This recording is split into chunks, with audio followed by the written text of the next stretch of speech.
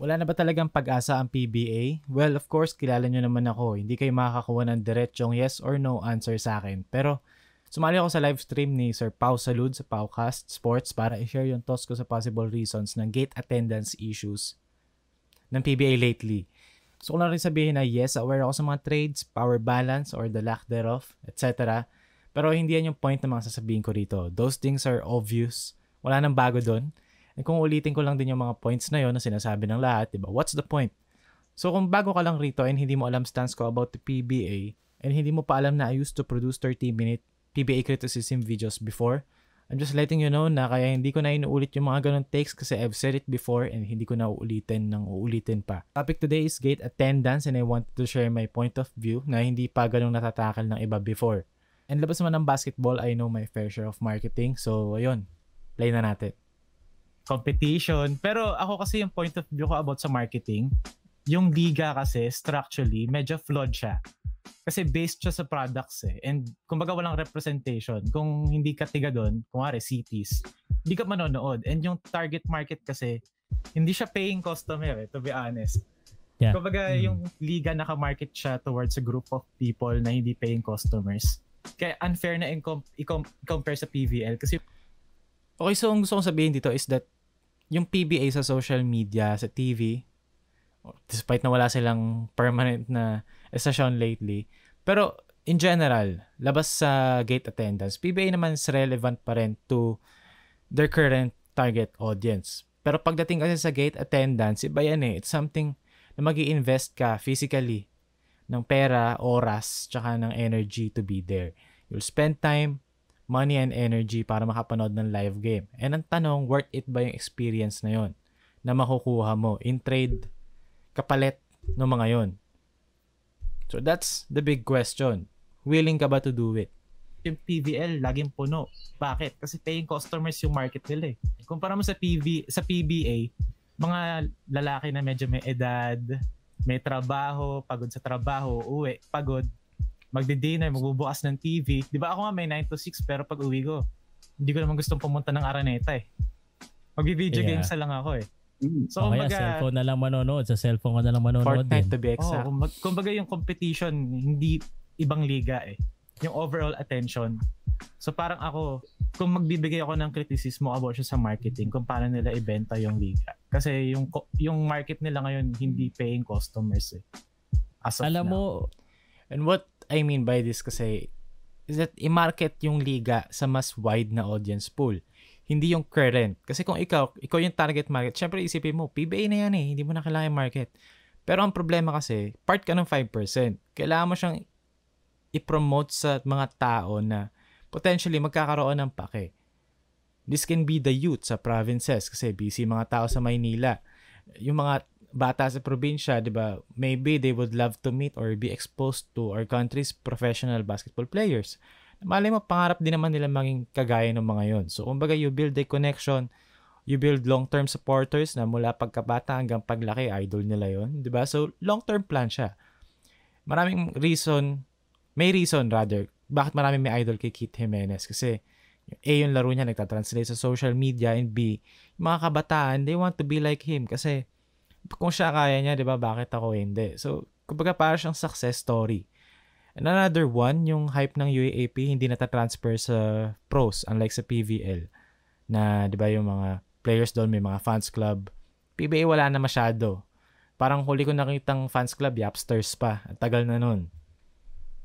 Yung Ice, yung isa sa ginawa kong video, medyo na, of course, na-criticize kasi di naman tayo ganun kaano sa PBA. Pero marketing din yung isang sinabi ko, kulang sa diskarte sa marketing. Parang yung appeal ng mga players ngayon, eto, if I wanna give a criticism, is different from the appeal of the players before.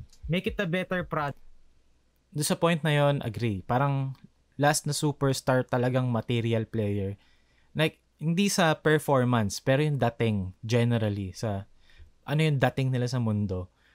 Alam mo yun, sa Pilipinas, para maliit lang yung scope natin. Kumbaga yung ganong superstar aura, parang pinakahuli pa si Terence pa eh. And wala na sumunod eh. CJ, I don't consider him as a superstar ngayon kasi even though talent-wise andon, yung aura kasi, iba yung aura ng Prime Romeo. And parang wala ngayon yung mga ganon na parang a-idolin talaga ng kabataan. Gagayahin nila. Nung bata ako, lahat gustong gayahin lahat ng moves si Terence Romeo. Tapos benta sa tamang market. Make it entertaining. Kasi to be honest, Pilipino naman. Lagi nating sinasabi, quality of players, quality of play. Ako, may ligaw mag-breakdown ng mga X's and O's. Pero in reality, wala naman talagang masyadong interest sa Pilipino. Yung ganong klaseng basketball. Mas pipiliin natin yung experience eh. Kaya unfortunately, totoo yun. I've been doing this for several years already. Marami na nagbago. And nagkaroon din ng appetite for actual basketball talk lately. Pero sa 7 years kasi na yun, yung hindi nagbago doon, yung interest sa mga content na tungkol lang sa trades, rumors, chismis, mga videos na title, nagkainitan, nagkapikunan, nagkabigwasan, nagkasikuhan. In fact, biggest channels ngayon, puro ganun. Lahat ng title pwede nilang gawin tungkol sa sakitan, pero never about basketball. And that's the unfortunate truth. We don't really care about basketball. We like basketball kasi for the experience and kasi basketball is relatable. Yun yung katotohanan dun eh. Kumbaga, imagine mo na PBA theme park. Hindi ka naman pupunta sa theme park kasi gusto mo mag-nerd sa mga ecosystem ng mga theme parks. Paano yung layout nila to maximize efficiency. Paano ka dadalhin from point A to point B efficiently. And ma-funnel sa'yo yung mga tindahan nila para kumita sila. Yung mga ganon. Hindi ka naman mag-nerd pag pumunta ka ng theme parks. So, same with the PBA. Hindi ka naman pupunta ng PBA game or ng basketball game as a Pinoy, yung average Pinoy, para mag-nerd. Oh, grabe, ang ganda ng pinch post. Oh, nice play. Oh, ang ganda ng 5-out offense, angle pick and roll. Tapos ang ganda ng defense nila. Wow, packline defense. Hindi naman ganun eh. The average Pinoy, unfortunately, pag nanood ng PBA, nakikita lang nila dribble, takbo, shoot the basketball, pasok, cheer. Yun lang talaga yun, unfortunately. So, pupunta ka for the experience. And kung ikaw yung liga, syempre, bubuuin mo yung experience. Yun yung, doon ka magbabank. And of course, part din nun, nadali mo yung best players. And if not, hindi mo madala yung best players kasi nga, ibang liga naman, hindi rin naman sila yung best players sa Pilipinas eh. Pero at least andun yung experience. Nache-check nila yun. Dinudumog yung mga MPBL kahit hindi naman kasing galing ng PBA yung talent. Kasi pumupunta sila for the experience. Mm-hmm. So ako talagang magbabank ako sa marketing, experience, ibenta mo yung idea of going there, having fun, watching your favorite players na idol mo. And then when you build upon that, nakabuo ka na ng viable product na pwede mong i-pitch sa mga larger companies na gustong pumasok, mapapaisip sila ngayon. So instead na MVP SMC lang lagi, instead of thinking na paano natin gagawin competitive yung Terra Firma, yung Blackwater. May nag-comment dito na ibebenta mo yung product, wala namang gustong bumili. Well, yun nga yung point. Bubuuin mo yung product, pagagandahin mo para may bumili. Kasi, with all due respect, okay, yung mga bottom feeder teams, PBA, bottom feeder teams talaga yan. And meron kang 5 hanggang 6, sama natin Converge kapag lumakas, mga 5 hanggang 7 teams na magiging competitive every conference. So, instead na sabihin natin na palakasin natin yung Blackwater, palakasin natin yung Terra Firma.